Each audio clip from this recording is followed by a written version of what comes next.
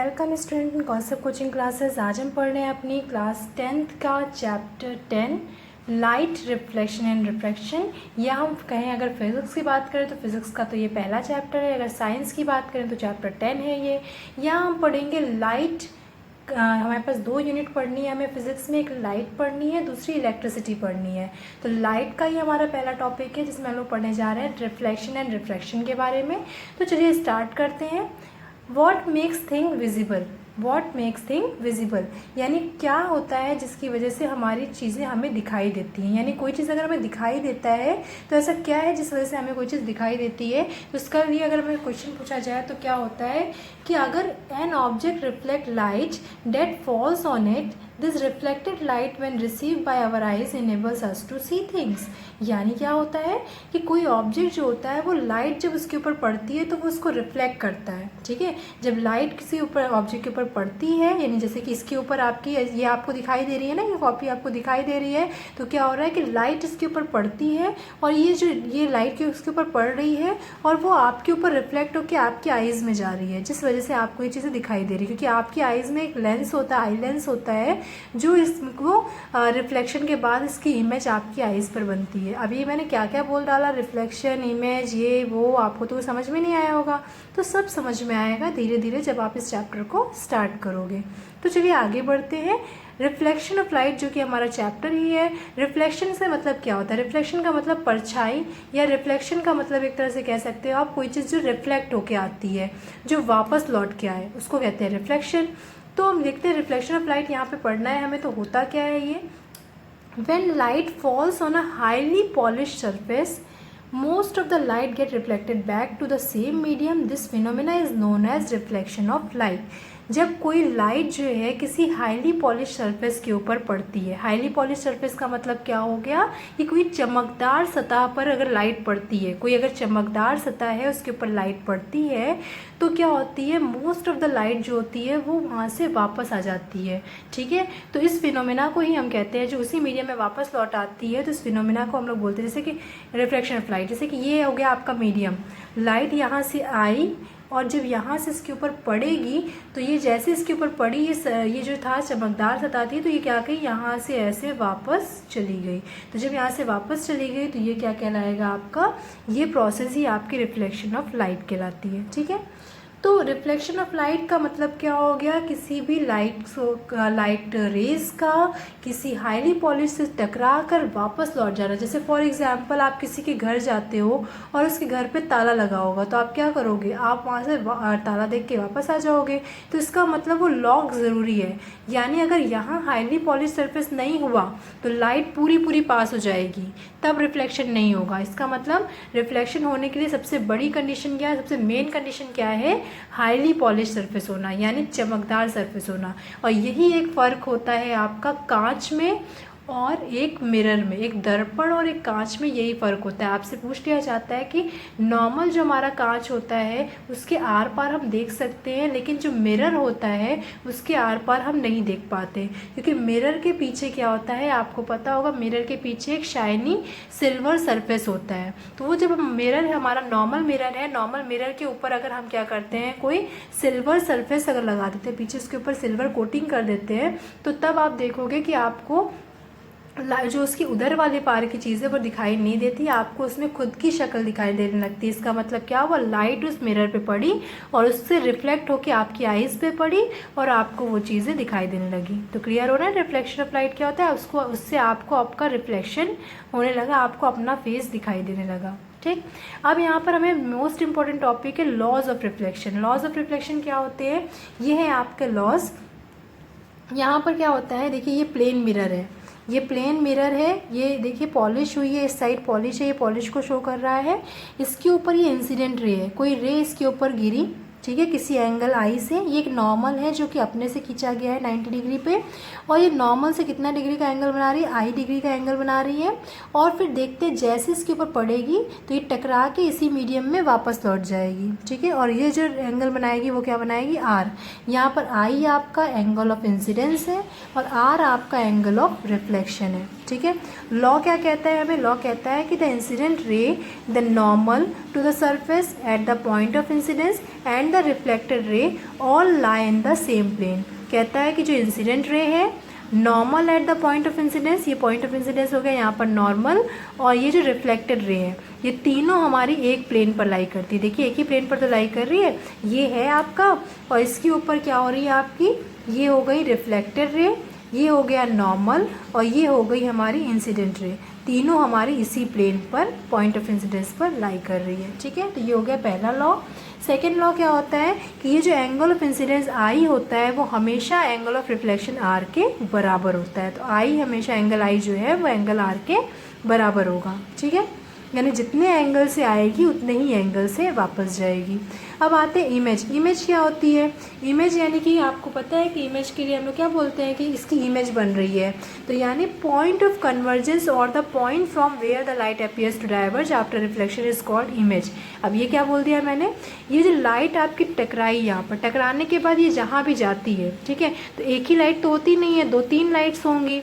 जैसे एक ही हुई, एक और ऐसी आएगी, तो ये जो दूसरी वाली आई वो भी आज टकराएगी, तो दोनों जाके जहाँ पर मीट करती हैं वहाँ पर हमारी इमेज बनती है। यानी पॉइंट ऑफ कन्वर्जेंस, जहाँ पर जाके सारी लाइट रिफ्लेक्शन के बाद कन्वर्ज हो जाती हैं, या जहाँ से ऐसा लगता है कि where the light appears to diverge after reflection, की वहाँ जाके ये डाइवर्ज हो जाएंगी। कन्वर्ज डाइवर्ज का मतलब क्या होता है, कन्वर्ज यानी इकट्ठा होना, डाइवर्ज यानी बिखर जाना। तो अगर आ रही हैं और इस तरह से बिखर जा रही हैं तो, या बिखरी हुई आ रही हैं और किसी रिफ्लेक्शन के बाद किसी एक पॉइंट पर जाके मीट कर जा रही हैं, तो उस पॉइंट पर जो हमें क्या बनती है, वहाँ पर इमेज बनती है, ठीक है। और ये इमेज कितने टाइप की होती है, 2 टाइप की होती है, रियल इमेज, वर्चुअल इमेज। यानी कि जो फोटो बनती है, जो इमेज बनती है वो 2 टाइप की होती है, एक रियल और एक वर्चुअल। रियल का मतलब होता है रियल, जो रियल इमेज होती है। वर्चुअल का मतलब होता है आपको लगता है वो है बट वहाँ पे एक्चुअल नहीं होता। जैसे फॉर एग्जांपल रियल इमेज में क्या हो गया, आप फोटोग्राफ लेते हो, तो फोटोग्राफ क्या है, फोटोग्राफ में आपने फ़ोटो खींची और देन आप उसको अपना देख सकते हो, फ़ोटो में आप अपने आप को देख सकते हो, तो वो रियल इमेज हो गई, यानी उसको आप स्क्रीन पर आपने उसको ले लिया। पर वर्चुअल इमेज क्या हो गई, जैसे आप शीशे में अपनी शक्ल देखते हो, क्या आप हट जाओगे तो शीशे में आप रहोगे, नहीं, जब तक आप हो तब तक आप शीशे में दिख रहे हो, जैसे ही आप हट जाओगे शीशे में से भी आपकी इमेज हट जाएगी, तो वो आपकी वर्चुअल इमेज होती है। यानी काल्पनिक रूप से आपको ऐसा लगता है कि उस ओर आप खड़े हो, पर एक्चुअल में आप उस ओर नहीं होते हो, ठीक है। तो ये हो गई वर्चुअल इमेज। अब देखिए इसमें दोनों में डिफरेंस पूछा जाता है हमसे। तो रियल इमेज जो होती है, obtain when the rays of light after reflection converge at a point actually वो जाके किसी पॉइंट पर अगर मिलती है आफ्टर रिफ्लेक्शन, तभी हमारी रियल इमेज बनती है। अगर ऐसा हमें लगता है कि नहीं सिर्फ फील हो रहा है but do not actually meet, तो वो क्या होती है, हमारी वर्चुअल इमेज कहलाएंगी। It can be obtain on the screen, इसको हम स्क्रीन पर प्राप्त कर सकते हैं, इसको हम स्क्रीन पर प्राप्त नहीं कर सकते हैं। और ये हमारी आइज से हम इसको देख सकते हैं, यानी हम अगर वहाँ से हट जाएं तब भी हमें वो फ़ोटोज़ मिल जाएंगी, बट यहाँ पर ऐसा नहीं होता। अब देखिए प्लेन मिरर में कैसे इमेज बनती है, इमेज कैसे बनती है, ये डायग्राम आपको क्लियर होना चाहिए। पूरी तरह से फिजिक्स जो है यहाँ पर ये इसमें लाइट चैप्टर में डायग्राम पे बेस्ड है। देखिए क्या हो रहा है, ये एक ऑब्जेक्ट रखा हुआ है, यहाँ पर एक मिरर है, ठीक है।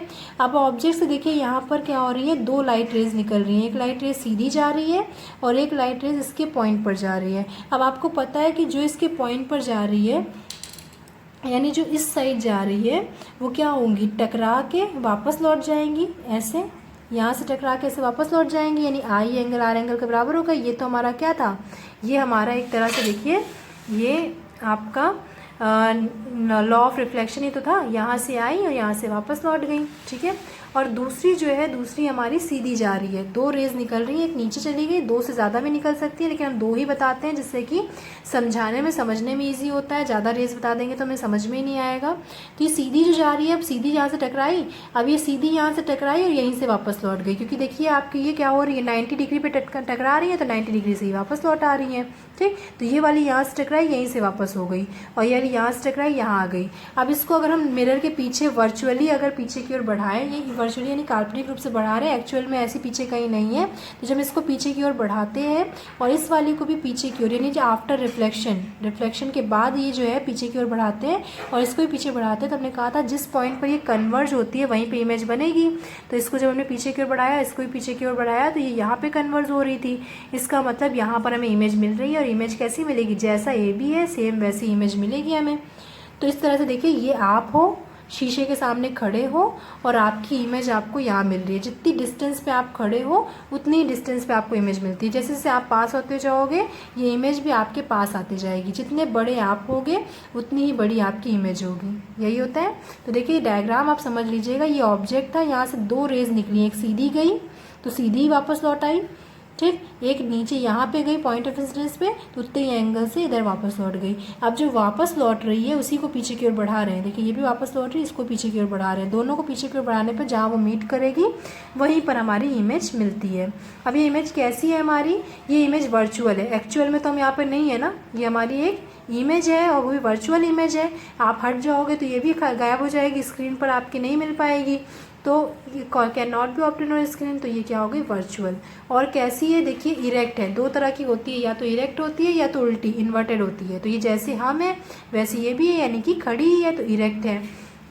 Size of image is equal to the size of object. और इमेज का साइज देखिए, जितना इमेज का साइज जितने बड़े आप होते हो शीशे में भी आप उतने ही बड़े दिखाई देते हो, क्योंकि आप प्लेन मिरर यूज़ करते हो। Image is form as far behind the mirror as the object in front of it. जितनी दूर पे आप खड़े हो, ऑब्जेक्ट जितनी दूर पे हो उतनी ही ऑब्जेक्ट आपको इमेज दिखाई देती है, उतनी ही डिस्टेंस पे आपको इमेज दिखाई देती है। लेटरली इन्वर्टेड है। लेटरली इन्वर्टेड का मतलब क्या होता है कि आपको, जैसे कि आपको पता है कि अगर हम लोग यहाँ पर ऐसे बी लिखा हुआ है तो आपको पता है कि प्लेन मिरर के उस साइड आप देखोगे तो बी आपको ऐसा दिखाई देता है, तो इसको कहते हैं लेटरली इन्वर्टेड। लेटरली इन्वर्ट बनती है, इसको लेटरल इन्वर्जन भी बोलते हैं। क्या होता है ये? The phenomena due to which the right side of the object appear as left. Right side आपको लेफ्ट के जैसा दिखता है और लेफ्ट साइड आपको राइट के जैसा दिखता है, तो वो क्या कहलाता है? आपका लेटरल इन्वर्जन। ठीक है, चलिए आगे बढ़ते हैं। अब बात आते हैं हमारी स्फेरिकल मिरर की। स्फेरिकल मिरर क्या होता है? नाम से समझ में आ रहा है। अभी तक हम लोग ने जो बात की वो प्लेन मिरर था। प्लेन मिरर यानी जिसमें नॉर्मली हम लोग अपना स्पेस देखते हैं। स्फेरिकल मिरर क्या होता है? स्फेरिकल नाम समझ में आ रहा है। स्फेयर, स्फेयर यानी एक गोला लिया और उसको कट कर दिया। तो आप बताइए, जब आप क्या करते हो, आप नींबू को कट करते हो या आपने कोई टमाटर को कट किया तो आप क्या करते हो? जब इसको कट करते हो एक साइज़ ऊपर से निकाल देते हो तो वो कुछ इस टाइप से साइज़ दिखती है। जब आपने कट कर दिया तो उसको ऐसे रख दिया तो इस टाइप से साइज दिखती है। तो क्या होता है स्फेरिकल मिरर? ये एक पीस ऑफ स्फेयर होता है। स्फेयर का कांच का एक पीस होता है जिसको कट कर दिया जाता है। तो कट करते हैं तो वो इस टाइप का शेप बन जाता है।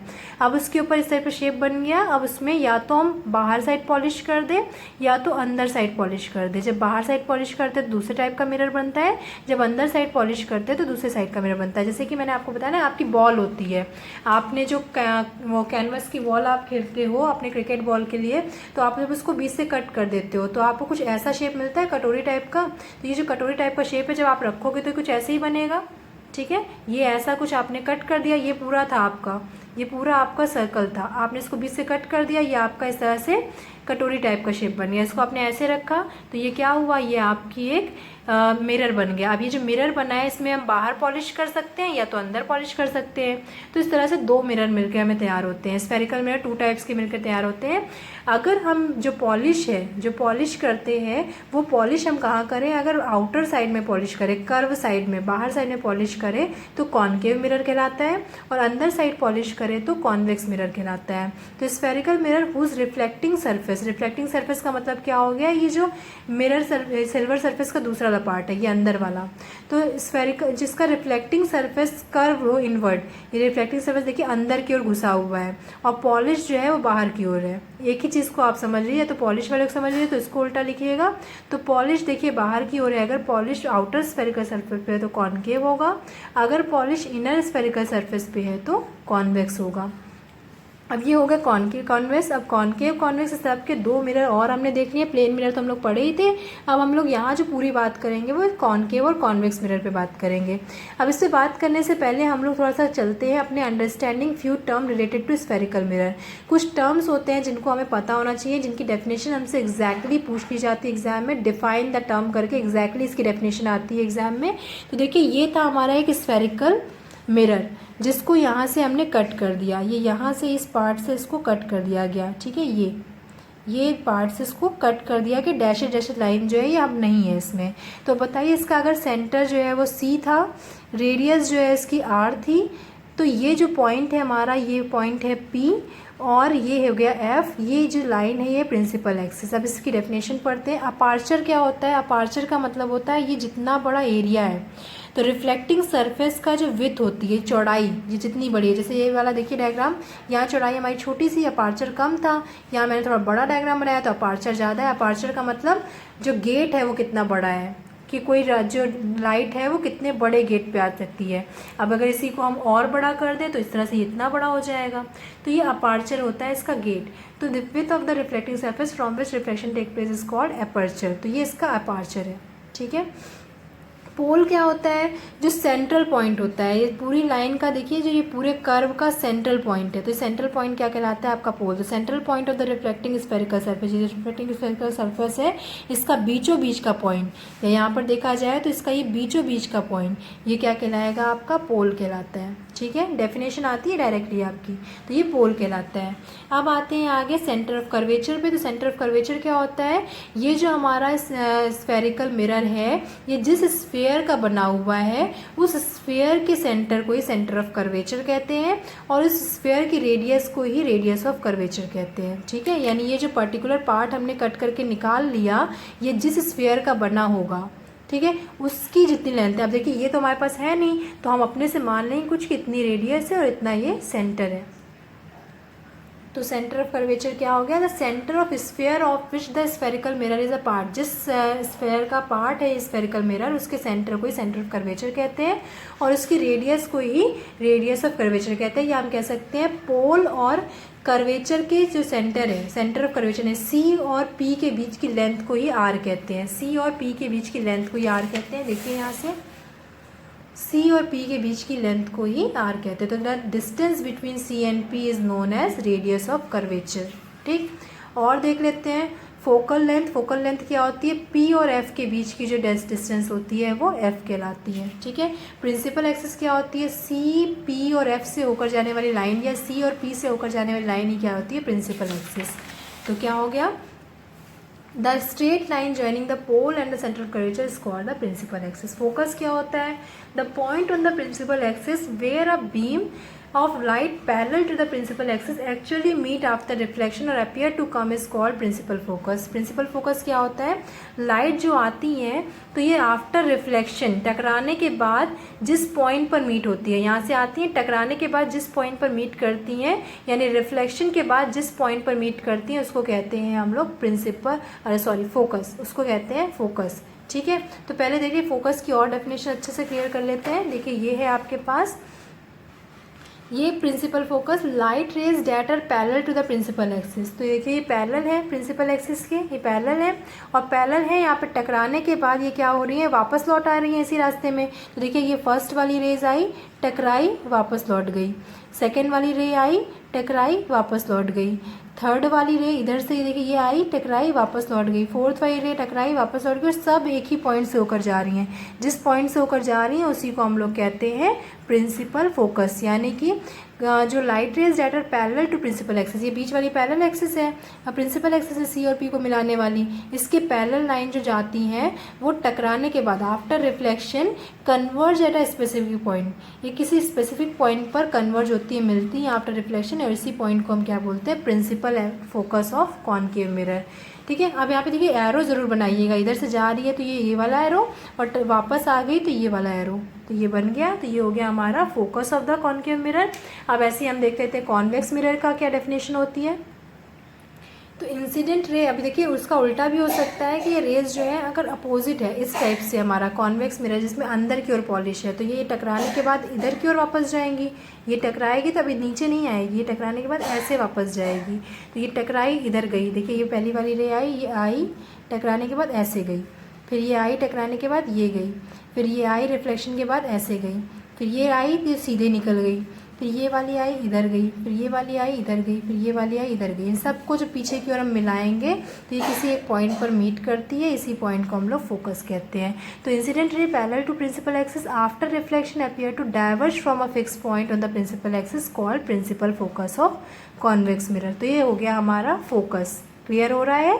यानी कि आपको एक तरह से बता दूं कि फोकस क्या होता है, जो लाइट रेज होती है वो आफ्टर रिफ्लेक्शन जिस भी पॉइंट पर मीट करती है, देखिए यहाँ पे मीट तो नहीं कर रही थी, यहाँ से डाइवर्ज हो जा रही थी, यहाँ से आने के बाद ये इधर इधर इधर जा रही थी, तो इसको पीछे की ओर मिला दिया, तो ये जाके मिल रही थी, तो इसको फोकस कह दिया। ठीक है, अब देखते हैं फोकल लेंथ। तो फोकल लेंथ क्या होती है, पोल और फोकस के बीच की जो डिस्टेंस होती है, पोल और फोकस के बीच की जो सेपरेशन होती है उसी को फोकल लेंथ कहते हैं। देखिए ये पोल है और पोल और फोकस के बीच की डिस्टेंस जो होती है वही स्मॉल एफ से डिनोट करते हैं, फोकल लेंथ कहलाती है। ठीक, तो ये हो गई आपके कुछ डेफिनेशन टर्म हो गए। अब आगे बढ़ते हैं यहाँ पर, relation between radius of curvature R and focal length F. R और एफ के बीच में क्या रिलेशन होता है, तो आर और एफ के बीच में रिलेशन ये आपको लर्न कर लेना है कि जो रेडियस ऑफ कर्वेचर होती है वो फोकल लेंथ की डबल होती है, यानी are is equals to 2f होता है। याद कर लेना है आपको, are is equals to 2f होता है, यानी ये जो आर है आपका ये एफ का दुगना होता है, यानी जितना एफ ये है उतना ही एफ ये। तो ये जो आर आपका एफ का दुगना होता है, यानी ये एफ इतना है और ये कितना होता है, इसी डिस्टेंस। ये अभी तो देखिए मेरे डायग्राम से दोनों बराबर दिख रहा है, ये दोनों बराबर दिख रहा है, पर आर एक्चुअल में होता क्या है, ये जितनी डिस्टेंस है इसका डबल ले लें, यानी कि एफ इतना ले लें, एफ यहाँ होना चाहिए हमारा, तब जाके इसका डबल जो होता है वो आर होता है। ठीक है, तो आर जो होता है वो एफ का डबल होता है, ये फॉर्मूला आप याद रखिए। इस पर न्यूमेरिकल क्योंकि आता है हमारे पास, तो दो फॉर्मूले हो गए, are is equals to 2f। तो अगर आपके पास एफ दिया होगा तो आप आर निकाल सकते हो और आर दिया होगा तो एफ निकाल सकते हो, ये दो फॉर्मूलेज हो गए। ठीक है, इस पर देखिए न्यूमेरिकल कैसे आता है। तो न्यूमेरिकल आपके पास कुछ इस तरह से आता है कि find the radius of curvature of spherical mirror. Radius of curvature of spherical mirror यानी आर निकालना है, एफ दिया हुआ है, तो एफ आपको 60 सेंटीमीटर दिया, आर निकालना है, फॉर्मूला होता है R is equals to 2f, 2 into ये किया निकल आया। दूसरा होता है हमारे पास रेडियस ऑफ कर्वेचर दिया है, यानी आर दिया है, एफ निकालना है, तो आर दिया है 20 सेंटीमीटर, एफ निकालना है। दूसरा फॉर्मूला क्या हो गया, F is equals to r/2, 20/2 solve किया 10 सेंटीमीटर। तो इस तरह से ये था हमारा आज का लेक्चर, जिसमें हमने पढ़ा कि हमारा जो फिजिक्स की चैप्टर 10 पढ़ा, लाइट, रिफ्लेक्शन और रिफ्रैक्शन, जहाँ हमने पढ़ा कि रिफ्लेक्शन ऑफ लाइट क्या होती है। तो रिफ्लेक्शन ऑफ लाइट क्या होती है, कोई भी लाइट रेज जो होती हैं वो किसी हाईली पॉलिश सरफेस से टकराने के बाद जब अपने ही मीडियम में वापस लौट जाती है, तो इस फिनोमिना को हम लोग रिफ्लेक्शन ऑफ लाइट कहते हैं। और साथ ही हमने लॉ ऑफ रिफ्लेक्शन पढ़े, तो हमने क्या पढ़ा कि incident ray, normal to at the point of incidence and reflected ray, तीनों जो होते हैं हमारे एक ही पॉइंट पर लाई करते हैं, एक ही प्लेन पर लाई करते हैं, ये हो गया पहला लॉ। दूसरा लॉ क्या हो गया, angle of incidence is equals to angle of reflection, ये हो गया हमारा लॉज ऑफ रिफ्लेक्शन। नेक्स्ट फिर हमने पढ़ा अपनी इमेजेस के बारे में कि इमेजेस जो होती है वो क्या होती हैं, तो जो हमारी लाइट्स होती हैं वो टकरा के हमारी, यानी जो लाइट्स रेज होती है वो टकरा के कहीं ना कहीं किसी पॉइंट पर जाके कन्वर्ज होती हैं आफ्टर रिफ्लेक्शन, और जिस पॉइंट पर जाके मिलती हैं उसे हम बोलते हैं इमेज बन रही है। वहाँ पर इमेज दो टाइप की होती है, real image, virtual image. Real image क्या होती है, रियल इमेज वो इमेजेस होती हैं जिनको हमें क्या होता है कि स्क्रीन पर हम प्राप्त कर सकते हैं, ऑब्टेन कर सकते हैं, अपनी आंखों से उन्हें देख सकते हैं, और हमारी क्या होती है उनको हम कहते हैं रियल इमेज। देन फिर उसके बाद वर्चुअल इमेज आती है। वर्चुअल इमेज वो इमेजेस होती है जिनको हम लोग स्क्रीन पर नहीं ऑब्टेन कर सकते हैं, उनको हम स्क्रीन पर नहीं देख सकते हैं, तो वो होती है हमारी वर्चुअल इमेज। और आपकी जो रियल इमेज होती है वो आपकी एक्चुअली कन्वर्ज करती है, जब एक्चुअली मीट करती है किसी एक पॉइंट पर, जबकि वर्चुअल इमेज आपकी एक्चुअली मीट नहीं करती है, आपको मिरर की ओर पीछे की ओर बढ़ाते हुए उसको मीट करना पड़ता है। फिर हमने क्या पढ़ा, फिर हमने पढ़ा अपना जो भी स्फेरिकल मिरर था। स्फेरिकल मिरर में हमने पढ़ा कि स्फेरिकल मिरर जो होता है वो क्या होता है, एक स्फीयर का, कांच का एक स्फीयर होता है जिसको काट कर एक पार्ट निकाल लिया जाता है, उसके पार्ट पर पॉलिश कर दी जाती है। अगर बाहर की ओर पॉलिश की जाएगी तो वो कॉनकेव मिरर है, और अगर अंदर की ओर पॉलिश की जाएगी तो उसे कॉन्वेक्स मिरर कहा जाता है। अब ये जो हमारे हमने कुछ डेफिनेशन टर्म पढ़े, जिसमें हमने पहला पढ़ा कि पोल्स क्या होते हैं। तो पोल्स होते हैं, पहले हमने अपार्चर पढ़ा, अपार्चर का मतलब कितना एरिया है जिस पर लाइट रेज आ रही हैं। दूसरा हमने पढ़ा हमारा पोल, पोल क्या होता है, उस स्फेरिकल मिरर का सेंट्रल पॉइंट होता है। फिर हमने पढ़ा अपना सेंटर ऑफ कर्वेचर, तो हमने कहा कि जिस भी स्फीयर का पार्ट होता है ये स्फेरिकल मिरर, उसके सेंटर को ही सेंटर ऑफ कर्वेचर कहते हैं। और पी और आपके सेंटर ऑफ कर्वेचर यानी सी के बीच की जो डिस्टेंस होती है वो आपकी क्या कहलाती है, रेडियस ऑफ कर्वेचर कहलाती है। देन फिर हमने रेडियस ऑफ कर्वेचर के बाद क्या पढ़ा, अपना प्रिंसिपल एक्सिस, तो ये जो P और F को मिलाने वाली जो लाइन होती है, P और C को मिलाने वाली लाइन जो होती है, line joining C and P is called principal axis. और प्रिंसिपल एक्सिस के पैरेलल अगर कोई रेज चलती है तो आफ्टर रिफ्लेक्शन वो किसी एक पॉइंट पर जाके मीट करती हैं या मीट करती हुई प्रतीत होती हैं, तो हमें वो उस पॉइंट को क्या बोलते हैं, फोकस, प्रिंसिपल फोकस। अब ये प्रिंसिपल फोकस दोनों के होते हैं, कॉनकेव कॉन्वेक्स के अलग अलग होते हैं। फिर हमने कहा कि फोकस और पोल के बीच की जो डिस्टेंस होती है वो आपकी फोकल लेंथ कहलाती है।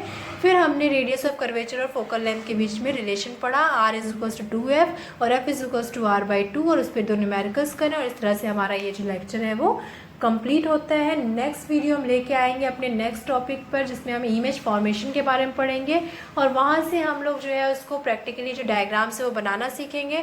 तो अभी मैंने आपको थोड़ा सा हिंट दे दिया कि डायग्राम आपको कैसे बनाना है। मैंने प्लेन मिरर के बारे में भी हमने पढ़ा था कि प्लेन मिरर पर कैसे इमेज बनती है, क्या होता है, उसका डायग्राम भी आप प्रैक्टिस कर लेना, और यहाँ से आपको डायग्राम प्रैक्टिस करनी स्टार्ट करनी है।